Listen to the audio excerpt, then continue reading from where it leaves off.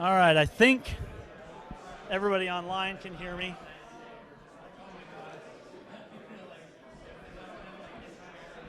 So if you can hear me, clap twice. If you can hear me, clap 3 times. If you can hear me, clap 4 times.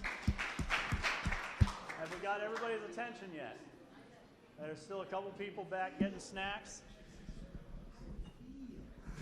All right, so as much as I hate those clapping things, they actually start progressively getting louder and getting more people's attention. So it works. That's the bottom line. All right, so this room, take a look around. You'll notice that there are no curtains. There are no carpets. There are no soft fabric surfaces to catch your voices and to reduce noise, which means that if you're all the way in the back corner and you whisper, we can hear you all the way in the front corner, right? So we're going to have a rule at this event, and I really hope that I don't have to execute it. If you are chatting with your neighbor, I'm going to ask you to hop in the elevator and go downstairs to have that conversation, because there is no way that you will not be interrupting everybody in this room if you're just whispering to your neighbor. Does that make sense? And everybody understands that I'm not just being a jackass? I am that, but that's not the reason. This room is a very hot room, and if you say anything anywhere in this room, it's going to be picked up everywhere, which means that it's really good for speakers, because you notice I'm carrying a mic. There's no speaker in this room. This is going to YouTube. So we don't need to have electronics to amplify our voice in this room, right? Have I driven the point home well enough that if you say anything, you're going to be drowning out our guest speaker and we won't be able to hear him, right? Good. Now, let's get into the important announcements. I'm also sort of pacing a little bit to help our cameraman get his break points, I guess, a little bit. Yeah, he can chase me. We're live streaming to Facebook, Twitter, and YouTube. We've been doing that for a little while now. I will be watching the Twitter feed to see what questions we have coming in. So that way, even if you're not here in person, you can still participate in the Q&A by tweeting questions at SEO Meetup. Also, if you're a little bit shy in the audience, you can tweet your question at SEO Meetup, and then you don't have to personally raise your hand. You can just tweet it, and we'll have somebody else ask it for you. All that makes sense? Next up, the Raleigh SEO Meetup is sponsored by Ecom Integrate, Deep Crawl, Rank Ranger, Look to the Right, The Digital, Reunion Marketing, and Opsis Marketing. Thanks to these sponsors, we have a whole smorgasbord of food and drinks for you in the back of the room there. And we've been doing events for several years now. All of these sponsors have helped us with putting on events for 2019. So I need you guys to help me out to encourage them to sponsor again. Please take a photo, tweet your favorite quote, however you want to engage on social media, Facebook, Twitter, Instagram, wherever you like. Mention one or more of these sponsors, and that will help me to encourage them to renew their sponsorship. You'll find little cards like this scattered throughout the room. And I'll draw your attention to one gentleman that's in the room. So Matthew Kay is our venue sponsor. Thanks to him, we have this space because he has an office at HQ Raleigh. And I asked him, what would you like me to put on there? What's your logo or something for you being a venue sponsor? And he sent me this Photoshop image and thought I wouldn't do it. I did put it inside, so you don't have to be surprised by that. Nobody wants to walk up to that unexpectedly. But if you open any of the sponsor little cards there, you'll see his smiling face staring back at you, and he is in the room to be thoroughly embarrassed by that. He asked for it. So, without further ado, we have Rand Fishkin, who is going to be doing a Q&A for us, talking about the future of SEO and influencer marketing, and maybe giving us a little insight into what exactly is happening with SparkToro and where that's going. Thank you much.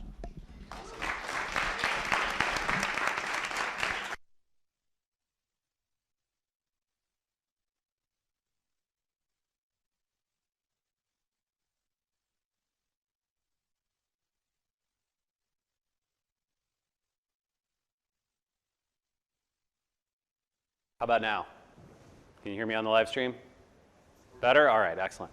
So I'm going to be drinking copious amounts of tea, which means there may be a restroom break at some point.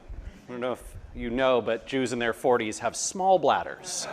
It's limited information. So I'll tell you a little bit about the things that I've been talking, speaking, thinking about, and then open it up to Q&A, and I'll just take a couple minutes to discuss that. So I think that the biggest picture is that I have sort of a long-standing perspective on the world of search engine optimization and on search in general, and on web marketing more broadly. And my personal beliefs and kind of goals center around I want more opportunity for a larger, diverse group of people rather than a concentration of wealth behind Google and Facebook and Amazon. And so if you see me speak tomorrow at Internet Summit, or if you read the SparkToro blog, or if you've seen even some of my posts from my later years at Moz, which I left about 18 months ago, you'll probably get this sense like, boy, it seems like Rand has, whatever, beef with Google, beef with Facebook. He doesn't like these big companies.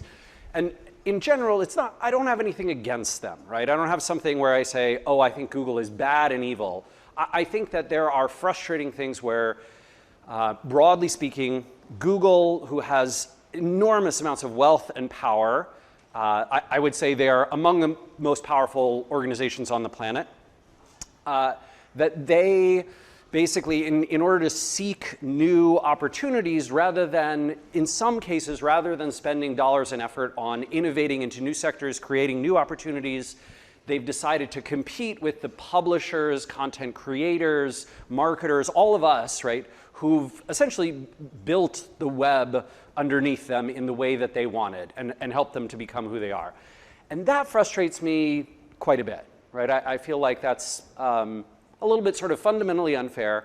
And then I also think more seriously that in some cases, so the United States, as you probably know, has antitrust laws, right? So those of you who were around for it might remember that in the late 1990s, Microsoft was subject to a lot of antitrust laws. And fascinatingly, if you talk to Microsoft insiders today, even people like Bill Gates, they will tell you, some on the record, many only off the record, they will tell you that the antitrust case against Microsoft in the 1990s paved the way for the internet. That essentially, if it had not been the case, Microsoft would have become, basically if you want to buy things on the internet, you go to Microsoft. If you want to get a web browser, you have to use Microsoft. If you want to get access to websites, you better be paying Microsoft to get the fast bandwidth, right? All of those kinds of things. And I think that's kind of awesome. Maybe it was not exactly what the Justice Department intended with that ruling, but it created a ton of opportunity for all of us. And today, I think Google is doing exactly what antitrust law says you're not supposed to do, which is essentially, in some cases at least, some more clear than others, I believe they are abusing their monopoly position in web search to anti-competitively enter other sectors and spaces. One of the most obvious, I think probably the most obvious to me at least in recent years, is YouTube, right? So there are, billions of searches you can perform that show you video results. And of those video results, prior to July 14th, 2014, about 60% of those came from websites that were not owned by Google, right? They came from Vimeo, Moz's Whiteboard Friday, right? Which many of you might have seen, a video series that I did for many years. That was hosted on Wistia, and the video snippet could appear in Google's video search results, which is cool. That's really cool. What a great opportunity, right, for companies that want to use their own video software. Everyone from CNN to, Vimeo to Dailymotion, Wistia, all these different companies, right, could have their snippets in there. And then one day in 2014, the summer of 2014, it shifted from, half non-Google results to 96% YouTube. I don't know what to call that, right? Could it have been that overnight YouTube became that much better than every other service? Seems unlikely. It seems to me like Google made an executive order like, hey, how come we're not getting as much traffic to our video hosting service as we could? Well, let's change that. No, I don't care if it's illegal or monopoly abuse. We're paying off the Justice Department. We're going to be fine. I'm kidding. They're not paying off. Dear God, there's a live stream. and it's on YouTube. But this is a great question. Why is it on YouTube?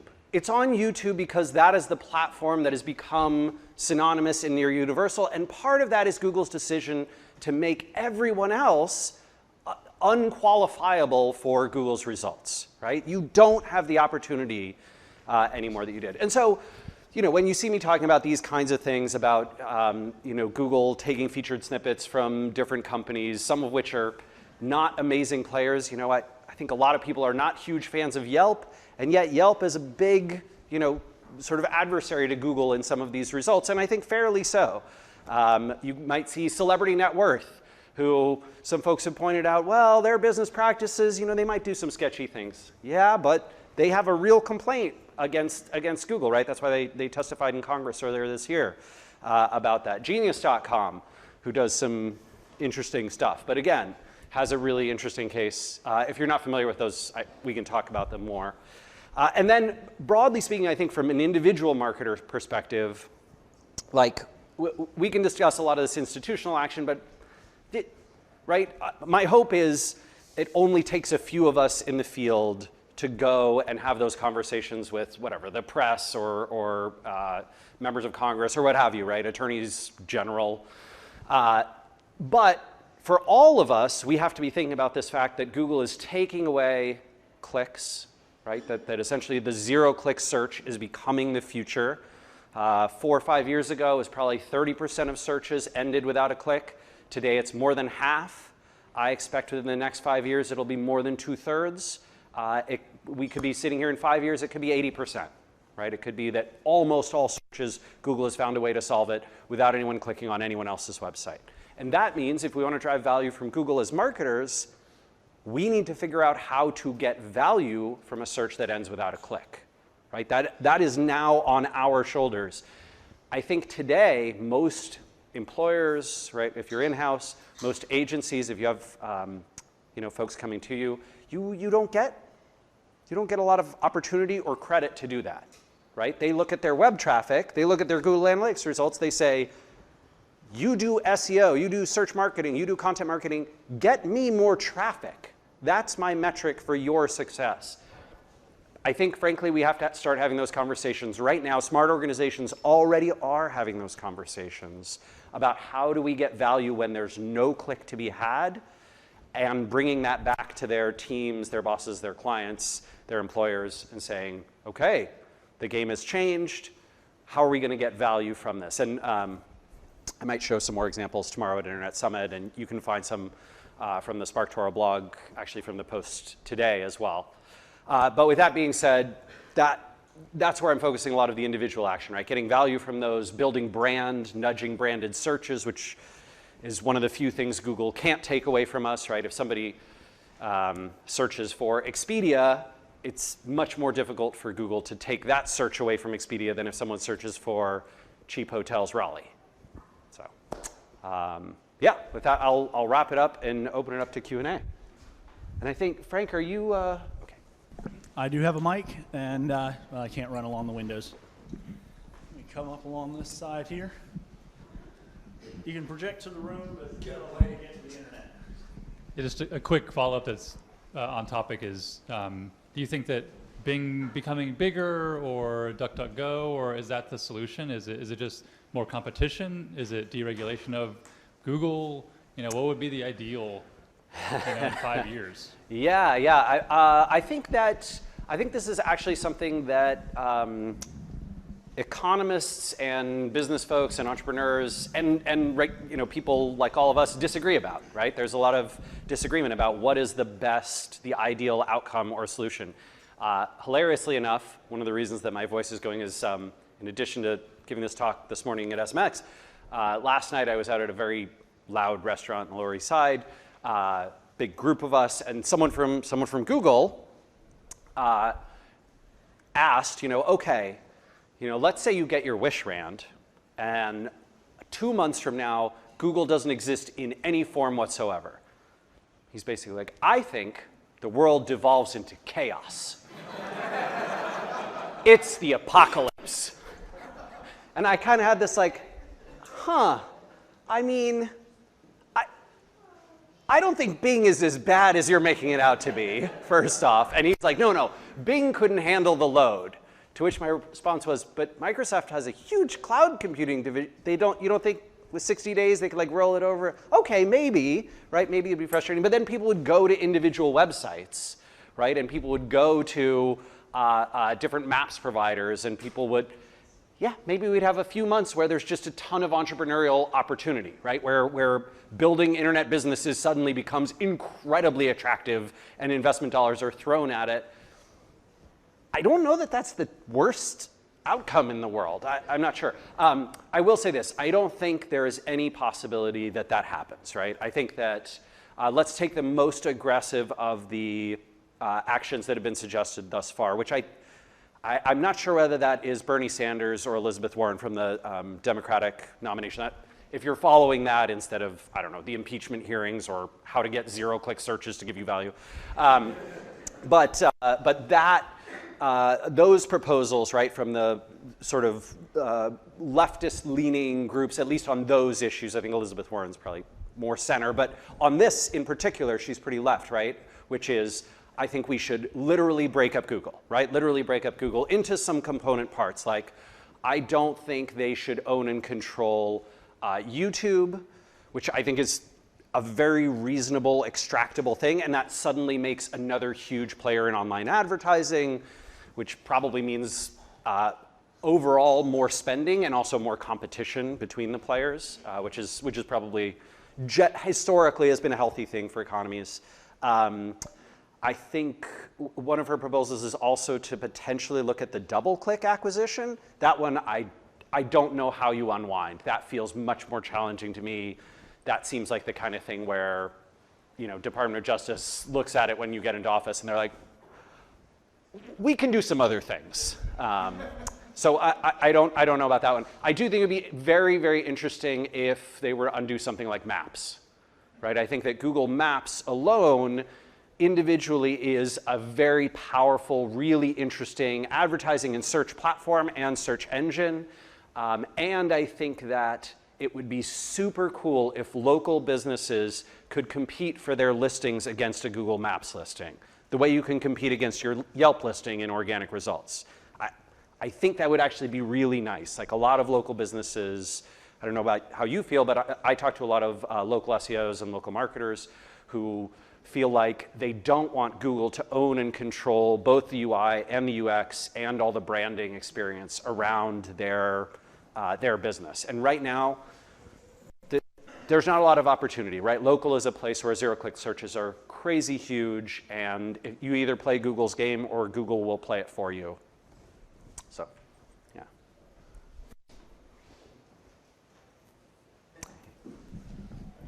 There you go, Phil. You're famous. Thanks for taking time for us Sure, tonight yeah, for a small meetup. No, I love this. My question has to do with partially the new way of SERPs where sometimes having the #1 organic search result is a piece of shit. Yeah. Because there's so much above it. Yeah. Have you done a study or seen studies that have tracked the lowering of that? And are certain segments being hit worse than others? Yes and yes. So a few things. Number one, on specifically like how an individual site's performance changes as it, say, captures the #1 result but not the featured snippet above it, or captures the #1 result but there's a block of, say, Google Hotels and 4 Google ads above that. Eric Enge, from previously of Stone Temple, now with Proficient Digital, is releasing a study. It is not clickstream based, it's search data based from a combination of Search Console and AdWords, looking at fluctuations over time. But he has some fascinating data. For example, he DM'd me this morning. Wait, what did he say? Hang on. Look at this live data coming to you from my DMs. This is the future, my friends. Let's see, oh no, I'm sorry, it's Eric, so he sent me a text message. All right, here we go. Yeah, so 17% gain when you go from the #1 result to having the #1 result and the featured snippet. So pretty huge, right? Almost 20% bump from getting both of those together. And then, That's traffic, right? sorry? Traffic, exactly. So yeah, this is clicks, not, visibility obviously goes even higher. One interesting thing on that point though, and I have seen people complain about this, there was a great tweet that went relatively viral from Lily Ray in New York City a few months ago, where she talked about how you could claim the featured snippet, right? Own the schema, right? Add all these things to your website and lose traffic even as you gain rankings and visibility. I think that is something that a lot of folks are scared of, but it's basically a prisoner's dilemma, right? Either you do it or someone else will take that deal. So yeah, really, really tough situation. In terms of other stuff, so I have the data for weather searches. Those are in my latest blog post. That's basically, that is fascinating to me. This is, I would say, of the things I've looked at recently, most of them have left me feeling pretty hopeless, and weather searches have left me feeling quite hopeful. Basic story is weather searches, when you perform a search like weather Seattle, weather New York City, weather Raleigh, or your zip code, or weather near me, whatever. We took those in JumpShot, looked at the unbranded ones, so ones that don't include things like Weather Channel or weather.com or Weather Underground, which obviously have a brand intent. Looked at those, and their click-through rates are only slightly lower than the overall average, which is remarkable. Basically, we looked at the landing pages to confirm, because I was like, Sean, I can't believe what I'm looking at here. Like, it must be lower. Google must be disintermediating more of these clicks. And in fact, no, it turns out people are really passionate about the weather. Like, have you hung out with your grandparents or your like older aunts? And they are like, that little panel is not good enough for them. They have to like click and see everything in there. And yeah, that's exactly what the data showed. The data was showing like, oh, there's still a lot of click opportunity. What was funny is I shared a tweet kind of suggesting something like this on Twitter with a little poll earlier in the week, and a couple of folks from the EU and the United States who work in news media organizations got back to me and said like, hey, just anecdotally, we still get a lot of traffic to our sites from those types of searches. So even though we might think like, oh gosh, weather, that seems like one of the things that Google would disintermediate real fast and click-through rate would go way, way down, it's not that bad. Hotels is really interesting in that the click-through rate is super high. If you're looking for a hotel, you're looking for a hotel. Like, it's not, seeing a list doesn't help you, right? It doesn't solve your problem. The Google Hotel Finder does not solve your problem. So the click-through rates are, like 70% instead of 35 or 40%. Very, very high. However, the downside of that is as Google launched that hotel box, that quickly grew to more than 30% of all clicks. So when you look at, if you looked at Expedia or TripAdvisor's earnings report from, I think it was yesterday or the day before, maybe it was even Friday of last week. But basically, every news story is what's good for Google is bad for Expedia, and you can see them all, talking about and panicking over this loss in opportunity, right? Because essentially, Google is not disintermediating the click. That if the click eventually gets to a hotel somewhere or a booking somewhere, they're just disintermediating the OTAs. I think this is what you see in a lot of best of searches. I don't know if have you done searches that are like best accounting software, right? Best small business accounting software, or whatever, best PC games, best games to download for a 5-hour plane flight, right? Like that kind of stuff. And it's all these lists, and Google has started doing the thing not only where they have just one list, but they'll have two. They'll take two featured snippets. The top result, will be super long, so you'll be able to get this huge list of all the results that you want. You don't have to click anything. They can do this behind the scenes on sites like Consumer Reports.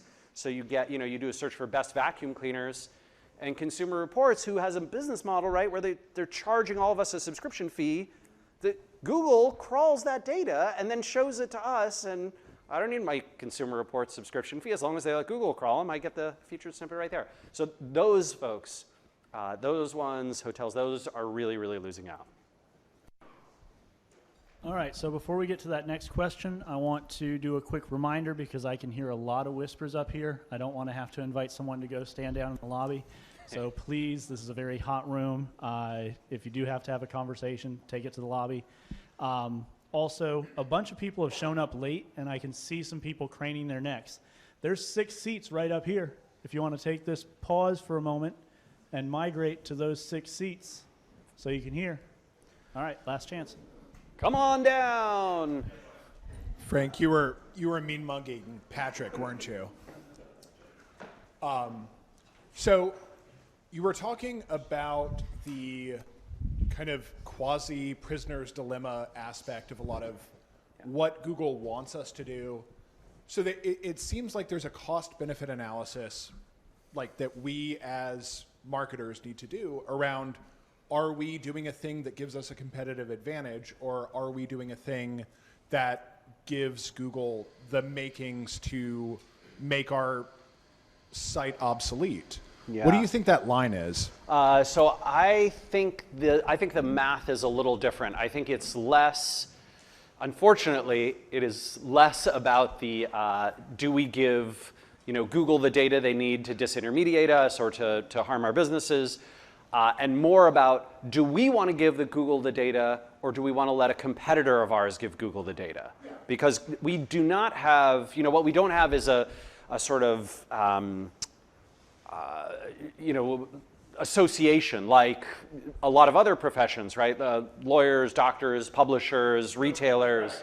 Right. Well, Hippocratic Oath aside, right? Even just any kind of organization where a bunch of us could get together, right? Yeah, the ability to say to Google, hey, here's where the line is. Don't cross it, or we will all robots.txt block you. Well, and Should we unionize? well, I don't think it can work anymore. But I think if you rewound to 2003 or 4, it would have been an excellent idea, right? It would have been a really smart thing for the early internet to sort of have a whoa, we need some code of conduct here with the search engines. Otherwise, we could quickly find ourselves in trouble. And I think that publishers and websites as a whole would have benefited quite a bit from a relationship like that. But it doesn't exist, and I don't think it can be built today. Maybe I'm being too pessimistic. Maybe you're an idealist and you're like, I'll do it. I'll save the internet. Please, I will tweet the shit out of you. That sounds amazing. Please, step up to the plate if you feel like you can do it. But I don't think that's realistic. And so the equation in my mind is less about, do we give Google this data that could hurt us? Unless you have an extremely unique business, right? Or an extremely unique set of data that you don't think a competitor could possibly ever get, there are fewer and fewer of those. There are some, but there are fewer and fewer of those. My sense is that you're going to kind of have to play the game, or just choose, do I want to play this game, or do I want to go after other keywords, other content opportunities, other marketing opportunities, and let one of my competitors deliver this thing to Google because I just don't feel right about it, or I don't feel like it's the best use of my time. It's a very reasonable way to think about it.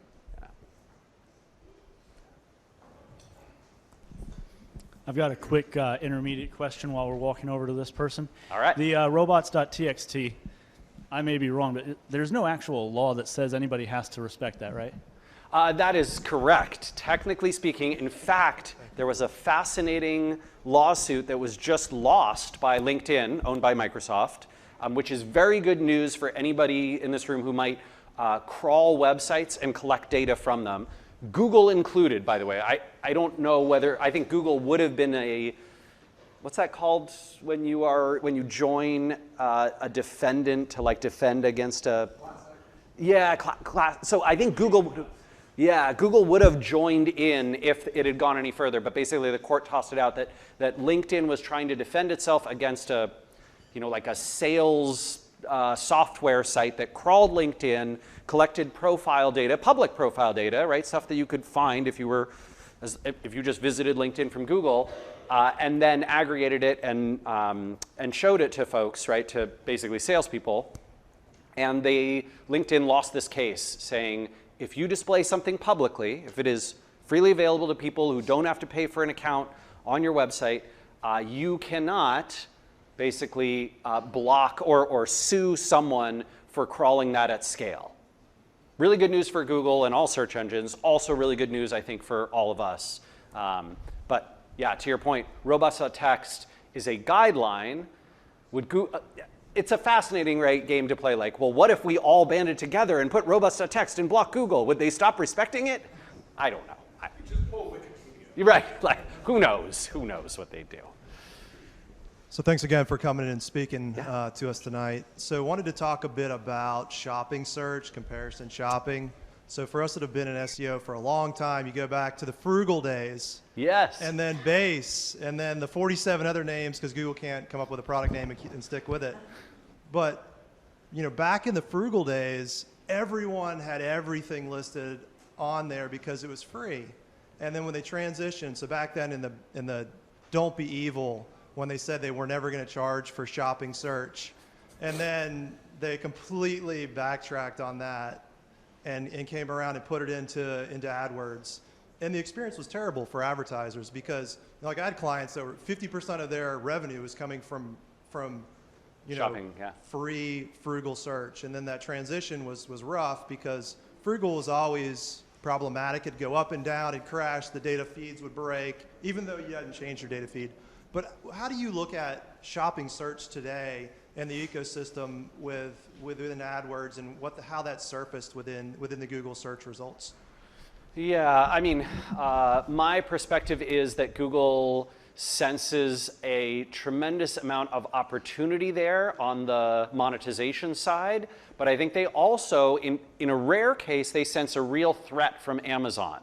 And so it is a unique position to be in where I think there is still some opportunity where if Google believes that you are sort of a retailer that's providing them something powerful, right, a defense against Amazon taking over product search, that they will, in fact, give you some leeway. You can see this mostly in their pricing.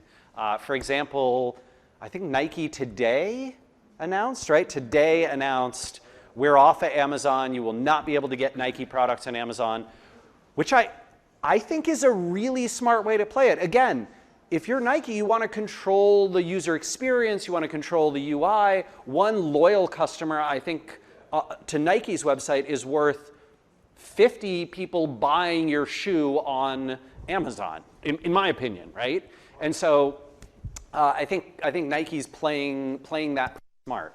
What I would say is if you're looking at how regulatory action might affect shopping search, the EU is a pretty good parallel, right? So Google was sued in the EU 4 years ago, 5 years ago, I can't remember. I think the case was lost 2 years ago. And all the EU can do, unlike the United States, right, is fine Google, right? They can fine Google and they can say, change these things so that you don't show them in these ways. The United States obviously could be much more hammer wielding in its action if it chose to be. But I would not be surprised if Google tries to play that a little safe. So I guess we should all go to Marshalls and buy some Nikes and send them to Amazon. Oh yeah, they're really poor at Amazon, and they can only afford to spend millions of dollars on the Seattle election. So that would be, if anyone's curious, Seattleites are fascinating in their voting habits, right? They tend to be generally very left, but they also tend to just generally not like, generally not like people interfering, right? And they pay attention. And so it's Amazon backed a candidate in every district in Seattle to the tune of $1.5 million, $1.45 million directly, and then a bunch of indirect dollars. And I think of the 8 Amazon backed candidates, I think 5 or 6 lost. So it's pretty, and one of them, I mean, one of them was super close, and most of the people who voted for, many of the people who voted for the woman who ended up winning were basically like, I don't like her that much. The other candidate seemed reasonable, but he was backed by Amazon. So F that guy. Like, oh, damn. And his campaign statement today, right, his like concession was, if I hadn't been backed by Amazon, I probably would have won.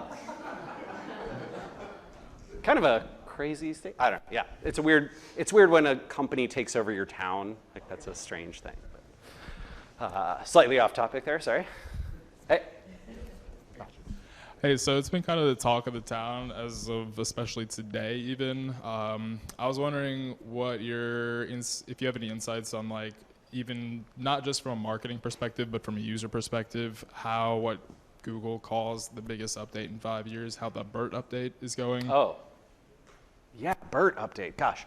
So interestingly, it's one of those things where when I saw it and looked at the search results, it felt to me like the same line that has been drawn from Panda to Hummingbird to every other natural language. We get slightly better at understanding language, and maybe BERT was like, no, but this was a less incremental leap. It was like that much better.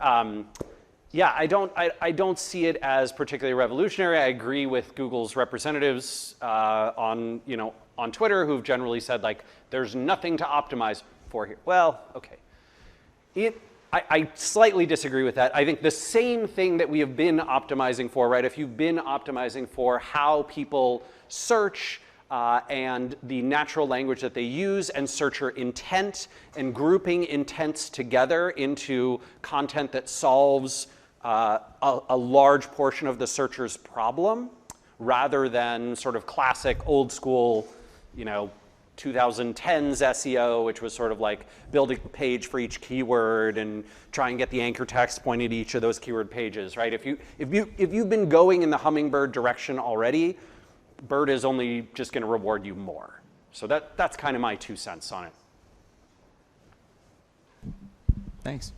Hey, thanks for being here. Yeah. So I'm curious, do you have an opinion on Google My Business posts? And is that valuable? Is there a number of posts you should be doing? Yeah, I mean, does it matter? I'm curious about what you think of Google My Business posts. Yeah, I, like many folks who are in the local SEO space, am relatively infuriated by it because it lacks consistency, right? So the format that they show, the amount of characters you get, what they display next to it, when they display it, how much they display it, who they display it for, who they don't display it for. It's up 90%, it's down 95%. It reminds me a lot of the Google Plus optimization days, right? So, you're playing this game of I think what's reasonable as a marketer is to say, do I want to stay at the cutting edge of this, which is going to take a bunch of my time and energy and work, and that's going to cost me opportunity cost I could put elsewhere. And in exchange, I'll probably get some benefit playing at that cutting edge, right? I'll be on top of the post situation. I'll own a little more branding. I'll get a few more clicks, right? All these kinds of things, which it's beneficial. And I think it's a reasonable pitch to make to your clients if you are an agency who's local SEO focused, right? To say like, no, we're on top of this. Like it fluctuates every other week, and and we stay on top of it for you, right? So I think that's a value proposition you can make. However, I think it is absolutely reasonable, and I personally, if I were doing local SEO, whether for clients or not, I would say, I'm going to stick to the 99 out of 100 things that work very well, very consistently, and have for 5 years, and Google keeps going in that direction, and I'm going to wait for posts to shake out one way or another. And when it shakes out one way or another, like Google+, I will invest in it as such. And before then, we're going to put pretty minimal effort toward it. I think either of those are pretty reasonable. I think what sucks is like every few weeks getting totally distracted from your strategy to do this tactical thing. I don't think that's wise, in Google. I don't think it's smart in marketing. I don't think it's smart in business or with your kids, right? Like that's a bad way to live, is to not have a North Star.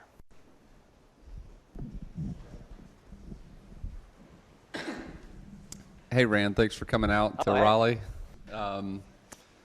how do you think media mix or topical mix plays into ranking? Sorry, say that again. Media?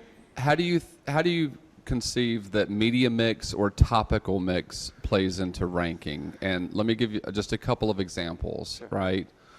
So for a search for a comparison, right, where what is the best X, right, where Google may say that we would expect to see brand X or brand A, brand B, brand C, brand D, right, versus a comparison or a search for I'm looking for template Y, right, where the intent of that search is for maybe either an image or a video. Yeah. Like, how sophisticated do you see Google being with respect to the not only the types of topics that are offered and how they fit the intent represented in the search, Yeah. and also the media requirements of the page and how they fit with the intent of the search?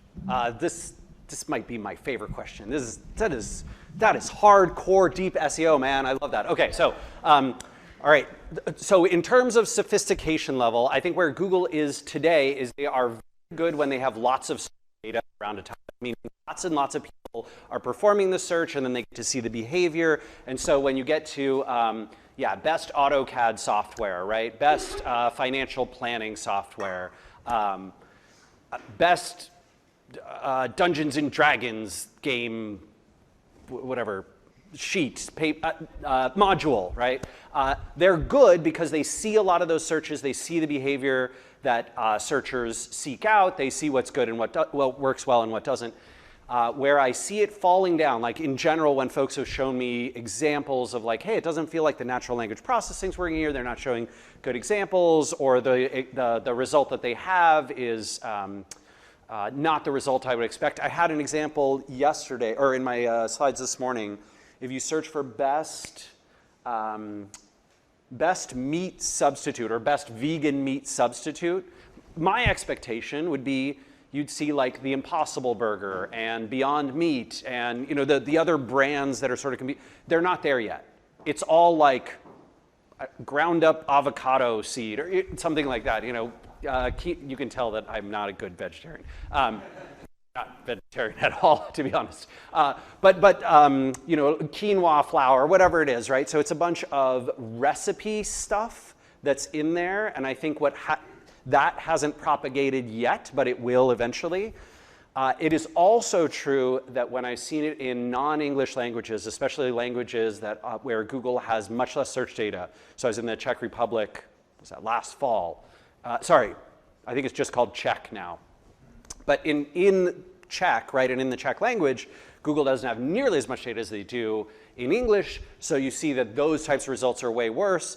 And so when SEOs from the US go and speak on stages in Prague, they're like, what are you talking about? You just point some anchor text at it, that'll rank it, right? And because it works in these like more what we would think of as old school ways, right? So yeah, in general, I think Google gets really good at this stuff when they get a lot of data. I think they're worse at it when they have less, and I think when they see the search intent change, if that happens in conjunction with a lot of data, they're good at catching up. When it doesn't, it takes them longer.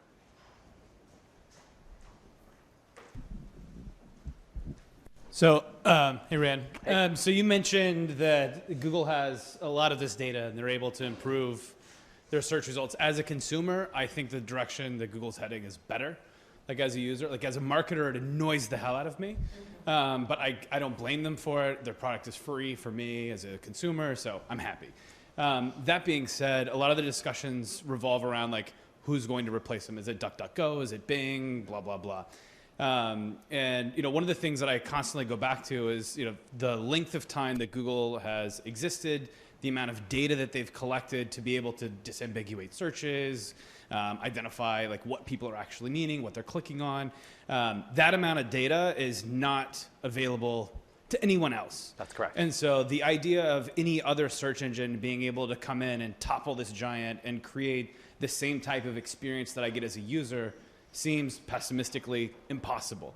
Agreed. I'm curious, you say agree. Yeah. That's a one-word answer to my question, so I'm cool with that. Well, but- so what I think is fascinating, if you have not yet checked it out and you're interested in this topic, Gabriel Weinberg, who's the founder of DuckDuckGo from Philadelphia, testified in Congress in June of this year, and he gave testimony very similar to this, that essentially, if, I can't remember which congressperson asked Gabriel, like, let's say you wanted to build a competitor, right, a better competitor, make DuckDuckGo a better competitor, and Gabriel's answer was essentially, without Google,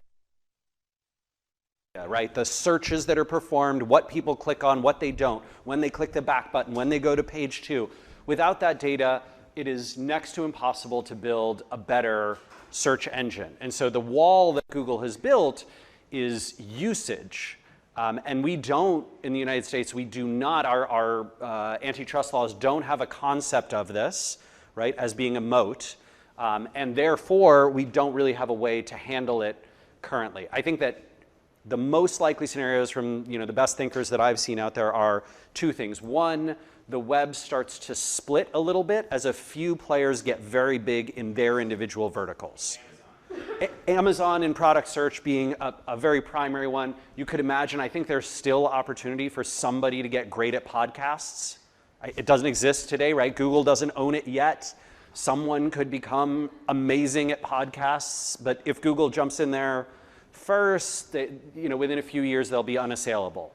I think that this is possible, again, in areas like travel, right, where someone could still win against them. I think it's possible in real estate, where Zillow is a better search engine for real estate than Google is, right? For now, yeah. I mean, and I think that is one of the two paths. And then the other path is that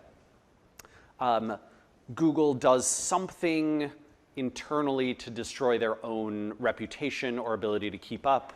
That tends to be the case over very long periods of time, right? So over the course of many, many decades, Kodak Eastman did not see the fact that maybe we should, hold off on publishing our digital camera because it'll disrupt our film business. Not thinking ahead to but won't someone else do that? Oops, right? So I think those are the two kind of reasonable possibilities today. The third one being government action of some kind. Hi, yeah. We got sorry. Hey, what advice would you give to a college graduate trying to get an edge in the field of SEO? Specialize. Specialize, specialize, specialize. I would pick something very, very narrow. So I think one of the challenges right now is when I talk to folks who are getting in the field from whatever age group, right? And they say what should I be doing? I think when you look back at the history of web marketing, especially over the last 20 years, you see a lot of the people who have achieved a bunch of success in the field and notoriety, recognition, they're generalists. And that was very possible when the field was wide open and very few people were sort of well known at all. I think today that's much more difficult, but it is absolutely possible to be an extremely well-known specialist for one thing or another, and I think that's a great way to build a reputation and to be known and trusted on that specific source. So, let's say you're like, okay, e-commerce SEO, maybe that's still too broad, but fashion SEO. Like, I am great. When it comes to the fashion world, nobody knows more inside and out. I've worked with a bunch of brands, done a ton of analysis, published a bunch of research, right? Find a passion. I guarantee you, it will intersect with search because everything does. And then I would try and specialize in that way. So industry or tactic or just? Good question. The question was industry or tactic.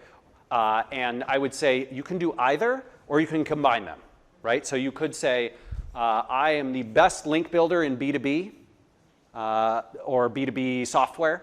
Or you could say I am, huge in micro-local SEO, right? Hyper-local, sort of, 10-mile, 5-mile, 2-mile city radius local SEO. That's all I do. That's all I play, and that's all I analyze and publish. And you could probably do some interesting stuff there too. Publish. That's the other advice I have for you. Whatever you are doing, this field is, in a way, awesome for recognizing people who publish the work that they do and the data that they gather openly, right? For events like this, and for people like Frank, who, I mean, Frank, you're not making anything. You do this out of the goodness of your heart and like to give back to all these people, and that's awesome. Like, amazing, right? Yeah.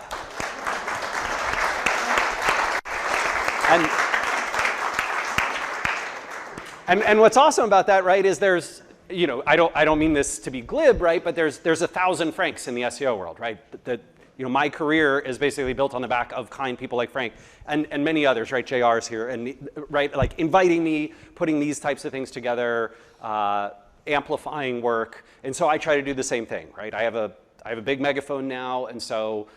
Yeah, some guy from Italy emailed me and he's like, hey, I want to interview a bunch of people who have done guest publishing on all these different editorial platforms and get their stats on how those guest editorials perform for them. If I publish this research, would you help me share it? Yeah, that sounds awesome. I want to read that piece. I want to share that. Please, by all means. And so publishing is another phenomenal way to get recognized in search and in web marketing.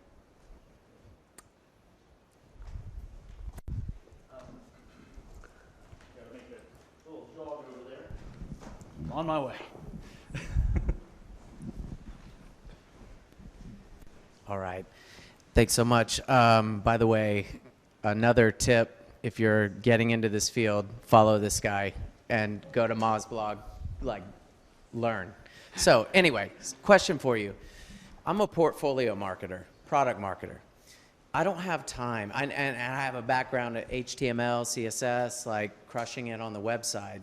But now I'm responsible for a lot more content, all kinds of things. So if you had to pick one KPI that I delivered to my executives where I could really measure the pulse of how my website is doing, clicks are awesome, downloads are awesome, but if I really need to get one KPI that I can follow to keep track, I got 4 or 5 products I market, so, what would you suggest? Let's see, I would say that it varies for every different business, and I would never tell anyone you should just focus on this one. I would always line it up to, right, so hopefully at the start of every year, your CEO, executive team, whoever, has some sort of a strategy, right? Then they show it to the company, they show it to the marketing team, and they're like, this is our strategy. Basically, we believe X about our market and our customers.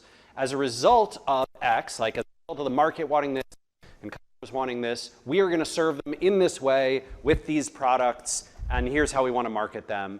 And so now marketers, right, you get to connect those up, right? You get to run all the way through and say aha, I have a KPI that matches not only the marketing goals, but all the way through to the business goals and strategy goals. And that is the KPI that I would present, and I would have them buy into it, if not select it, right? If you said, hey, I've got these 3 for you, which one do you want to see? I guarantee they'll say all 3, but, right? But you can sort of say okay, in ranked order, right? It's this one, this one, this one. And these are the ones that map over to your business goals. And when you get that, for example, with Moz, our biggest KPIs were basically monthly churn rate from pro members for 3 cohorts of pro, which were people who'd been there 12 months or longer, people who'd been there, people that had subscriptions 6 to 11 months, people that had subscriptions 1 to 6 months, right? And those were essentially okay, that's what we care about. That's what everyone's working on. That's what we're working toward. I think the company is a little more complex today, but. So is the KPI movable? That's what you're kind of specifically Yeah, it better be. I would not present to your team KPIs that you can't move, right? If there are those KPIs and they map really well to the business goal, it's fine to have them. Just point out we marketing cannot move that on our own. That's a KPI for a bunch of teams. You're welcome to measure it and roll it up. Give me the one I own, right? Give me the one that I can control end to end. That's the one I'll report on to you. That's the one you should judge me on.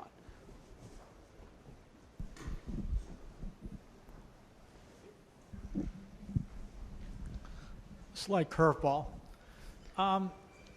There's a lot of misconceptions about if an influencer should be telling people what they're getting paid to put out there versus what they actually use. Sure. Now, I'm not their target market in any way, shape, or form. If an influencer says, BMW is the most reliable car, I'm going to go buy a Toyota anyway. But the realistic part is that there are regulations coming down, and I'm curious about your opinions of if they're going to do any good, if people are going to pay attention to them, or the entire influencer marketing model.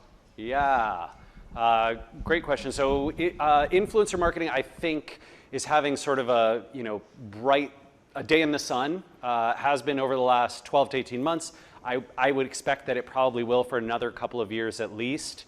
It's a little weird in that, to me at least, it's very weird in that it is a very hard to measure form of marketing, and many businesses and brands who invest in it don't care about measuring it, at least not in the way that we would expect as digital marketers. So I don't know if any of you have run or worked on digital marketing, on influencer campaigns, but there's a lot of time where the brand doesn't even go back to the influencers and say, like, hey, let me see your Instagram analytics. Let me see your Twitter analytics. Let me see your YouTube analytics, right? They don't even ask for them. They're just like, hey, we got a mention from this person. That's what we wanted, right? That's weird. I find that very 1980s Super Bowl ad type thing. But regardless, the reality around the regulation side is quite odd. I think two things are happening there. One, the regulations themselves will do some good, but even more good will, I don't know if good, but even more action will happen when there are lawsuits, right? So when the FTC sues, I don't know, fashion influencer X or Y because they didn't disclose, then you will see a bunch of reports, you'll see a bunch of media around it, you'll see a bunch of people in that space being like, oh my God, they meant it. And then you'll probably see some change.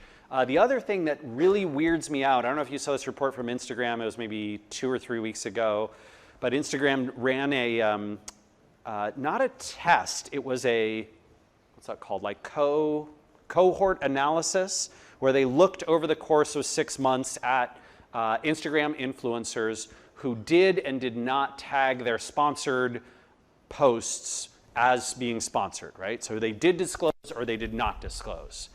And Instagram's finding was it is statistically insignificant the action that people take based on that. Meaning, we don't care if you're paid or not, and you don't even have to tell us that you're paid. And even if we find out that you're paid, we still don't care. I think there's a very, I don't want to call it generational, although it tends to skew generationally, but I think there's like almost this like modern sensibility of, come on man, everybody's getting paid.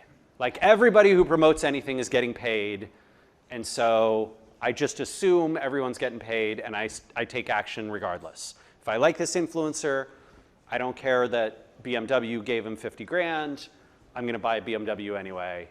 That's just, how it is. So it's an odd world. Definitely want to keep watching. Yeah, just as long as it's not yeah, that's right. Except in Seattle, where they'll be like, I'm not buying that. I got to run to the back. Hey, Rand, we did notice that you ran out of tea, so we got a new one up there for you. Amazing. You rock. All good so far. Yeah.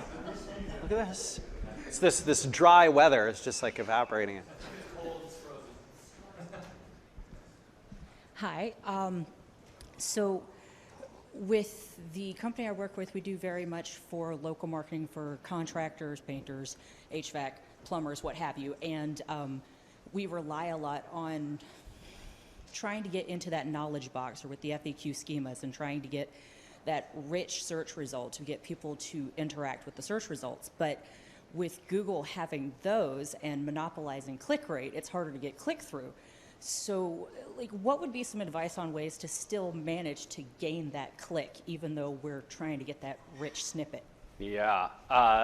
let's see. The two best pieces of advice that I have for you are, one, create curiosity in your lists and your schemas, whether that's, whatever it is, FAQs or bullet point lists or ordered lists, et cetera, or an image snippet, whatever it is. You want to try and provide enough information that Google believes you to be a great resource, but still create curiosity by having, say, right, instead of here are 6 ways to deal with, I don't know, a wood beetle infestation in your floors, here's 9.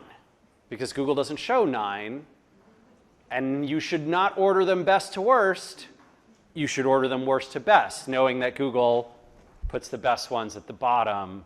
Hence, if you want to see the best 3, you got to click through, right? It's those kinds of like tactical optimizations that you can play with to draw the click. The second thing I would say is long-term, right? Google is obviously trying to just answer the query. And so wood beetle is actually a really interesting one. I was at an event in Phoenix a few weeks ago, and a pest control person was pointing out, like, have you seen this? Google now, if you search for wood beetle infestation, they have a big Google box, like an informational box about wood beetles and the species and what they eat and what they're allergic to and what they don't like and yada, yada, yada. And like, it's not a featured snippet. It's a result like the weather. What do I do, right? Like, how do I win there? And the answer, very frankly, is you can keep getting some value from being number 1 underneath it. But very frankly, you probably have to play in different keyword spaces, right? That is just, Google is taking away the commercial opportunity from one keyword space, so you've got to find another one, or invest in different kinds of marketing, right? Eventually, there will be spaces, I'm sure there already are, where SEO is not the best place to put your time and energy and dollars. And instead, you want to play a game of brand building and content subscriptions and podcasts and influencer marketing and events and frickin' billboards on the highway, right? Like, marketing, there are thousands of channels, and when Google, in some cases, when Google takes it away, it is not the best place to play anymore. That's still pretty unusual, especially if you are, sort of top of your field, really good at it. Like, there's almost always opportunity that you can shift your time and attention to, but eventually that will happen. No problem. All righty. Where's Frank? Oh, hey. All right, great. So I'm really curious about 2 things, and I think they might connect. I'm not sure. One is I wanted to know more about what you're doing with Spark Toro. Oh, sure, yeah. And here's maybe where it ties in. I've been a little obsessed with climate change to my detriment. Well, yeah. Of my mental health. I can empathize with that. With that caveat, I have an idea, because I've been doing an unofficial PhD on solutions, because I'm solution focused, and I've been cataloging actually scalable solutions, and it got rid of my depression because I found that there are solutions. This I have found to be a not universal but near universal cure for situationally caused depression, is finding solutions. So I commend you for that. Here's my problem. Yeah. I want to share it in an 80-20 way so that I can get quick results, because time is not on our side.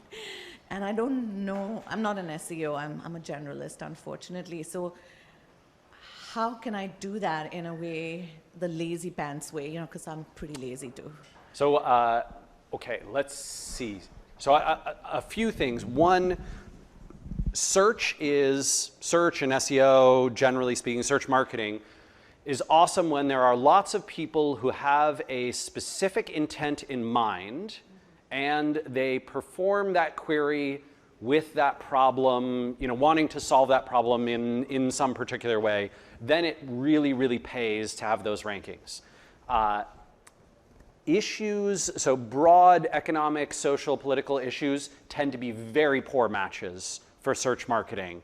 just because even though there might be lots of search for climate change, the intent behind the search tends to be very news focused. Like, I want to see what the latest news about this particular part of climate change is, or that particular part, or I'm doing a book report for school, right? And so the messaging of like, here's your chance to do something about climate change is just going to be ignored, because that's not the intent of the searcher in the moment, even if it's something they do care about.